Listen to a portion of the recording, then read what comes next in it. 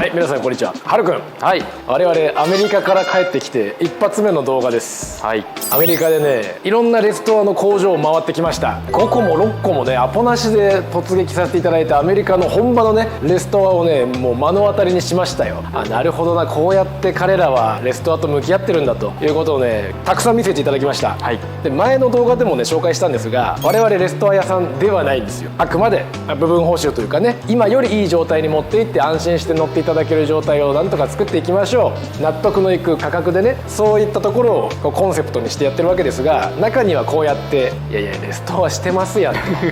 という車もございます。はい。これに関しては本当にね、今まで過去の動画でも何回か紹介させていただいたんですが、複数回にわたってレストランの進捗お伝えしてまいりました。今だいぶね佳境に差し掛かってるんじゃないですか。エンジンルームどうですか。これさすがにね新車じゃん。こ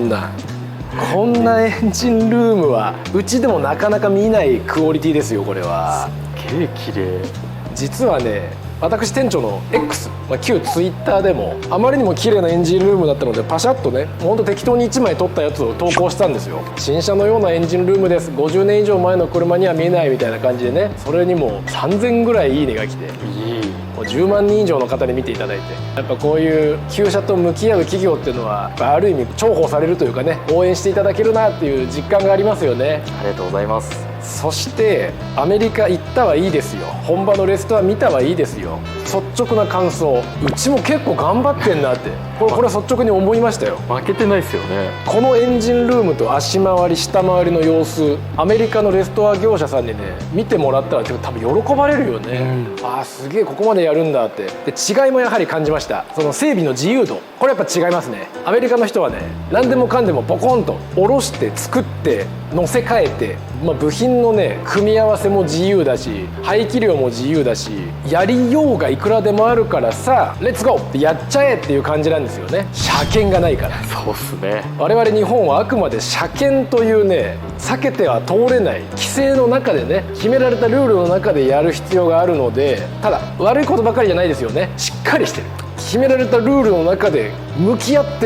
て作り上げられたこのねエンジンルーム、やっぱ美しいですよ。日本っぽい、なんかね大雑把じゃない、大胆かつこうワイルドなねアメリカンなロマンのある感じもいいんだけど、日本っぽいこのきっちりした安心感のあるエンジンルームになってるなと、これはね心から思いますね。で我々はアメリカの旧車文化リスペクトしてます。アメリカ人本人にも伝えました。日本の旧車文化よりももっとね成熟してるし規模が大きいよね、そういうふうにお伝えしたんですが、それはもうねみんなその通りもうニヤニヤしながらねそりゃそうだよそれはアメリカの方が優れてる言うんですよ。言うんだけど、いやでも我々も日本の旧車文化から学んでることは大いにある。JDM なんか特にそうなんですけども、その整備の仕方、日本風のやり方っていうのはね、確かにこれ誇ってもいいんじゃないかなと思える部分は正直あります。学ぶところは学びつつ、そんな卑下するような内容でもないというか、むしろね我々のお店が誇らしくなったぐらいのね、ちょっとある意味手応えも感じて帰国したような今そんな状態です。素晴らしい。そう帰国してすぐに見たのがこれだから、なおさらね、あやっぱいけるじゃんいうところでね。でも形が綺麗なだけじゃないんですよ。せっかくなのでねレストア車両に乗ったエンジン、ほんと新品みたいなエンジンなんだけど、これちゃんと今かかる状態になってますから、エンジンかけましょう。お願いします。いきます。はい、じゃあエンジンかけます。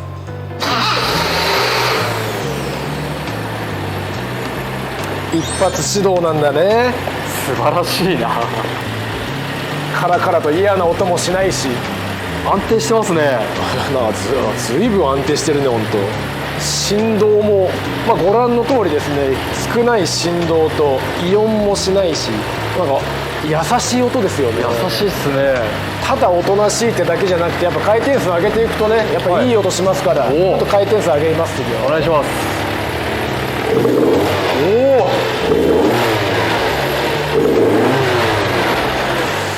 気持ちいい素晴らしいよね。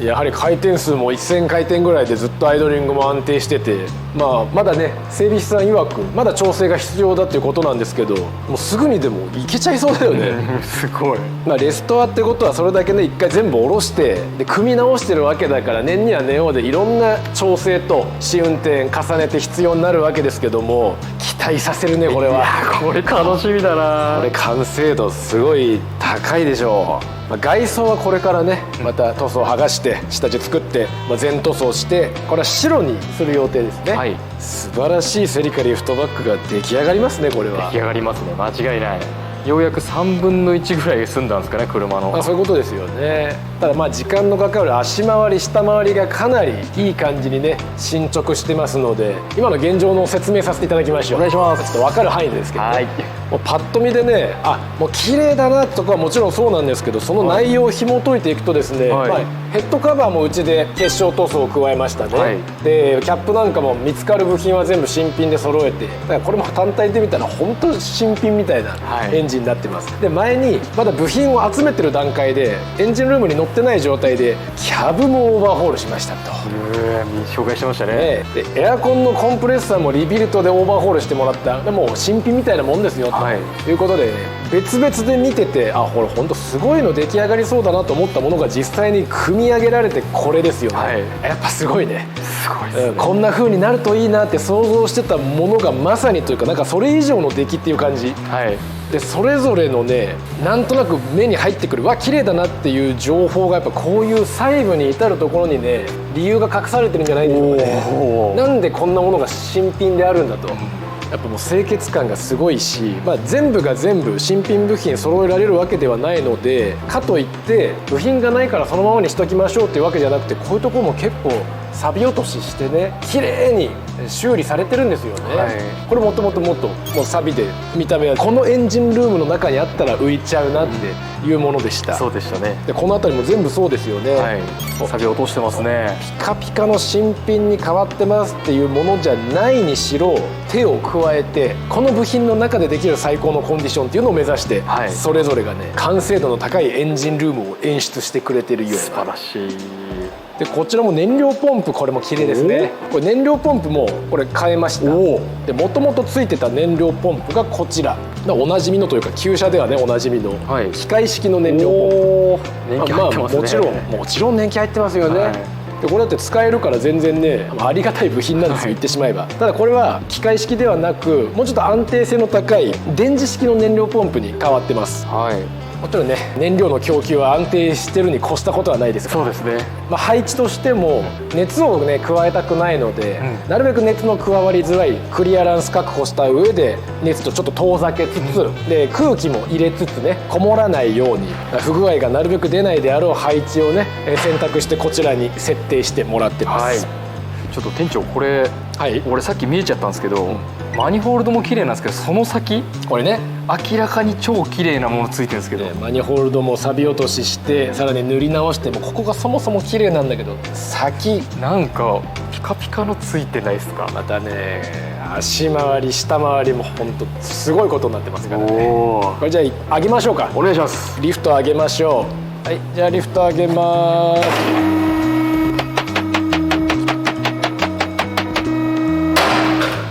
さあリフト上げましたので下回りご案内いたしましょう。お願いします。前回はね何もついてない状態でしたね。チッピングして下地を作ってわあ綺麗だねっていうようなところで終わってたと思います、はい、さあ組み上がった状態見ていただきましょう。うお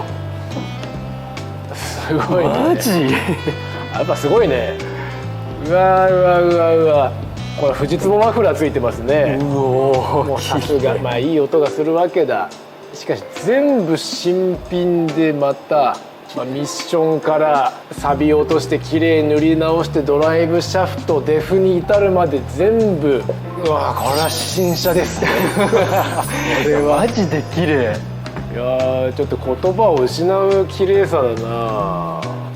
下回りに関してはほぼもうこれ説明不要ですね。もちろんゴム類ブッシュ類もしっかり変えられた上で上からねシャーシブラックで上塗りしてごまかしてますみたいなことがない、しっかり錆び落としして下処理してから塗装を加えて、部品によってはもう完全なる新品をつけて、ちょっとね細かい人に荒探しをしてもらいたいぐらいのね、ちょっと挑戦状を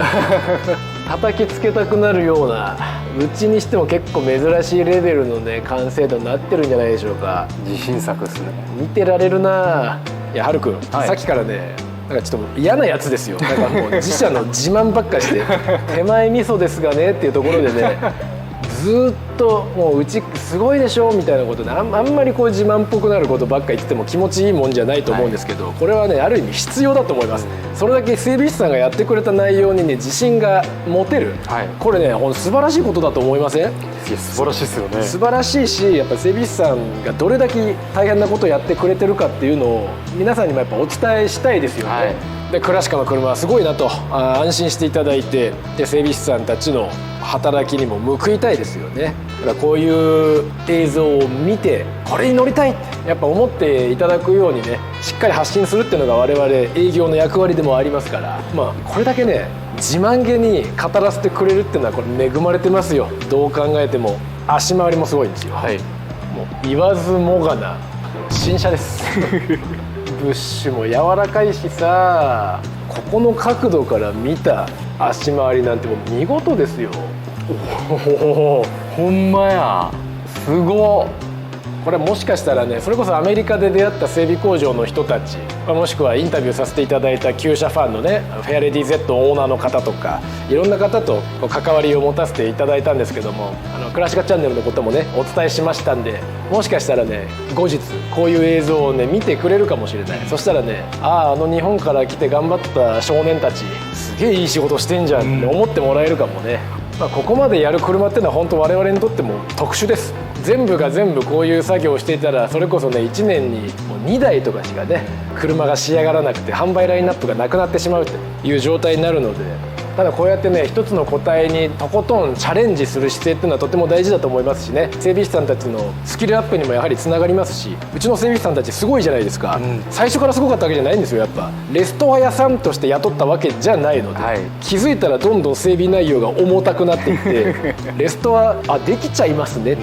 ていう風になってるので、やっぱどんどんねスキルアップしてくれてるんですよ。でこういう一見無謀なチャレンジもやっぱどんどんね履歴を積み重ねることによってできる整備内容もやっぱどんどん変わってくるので、この辺までで止めとこうってなったらもちろんこの辺までの整備ができるお店にとどまるわけなんですけども、一旦突き抜けてねこういう整備ちょっと一回やってみようと、難しいし時間かかるけどね最高の効率でできるかどうかはわからないけども、まずやってみようということで、まず一歩踏み出すことによってですね、できる整備のレベルがやっぱどんどんこう上がっていきますんで、もうヒーヒー言いながら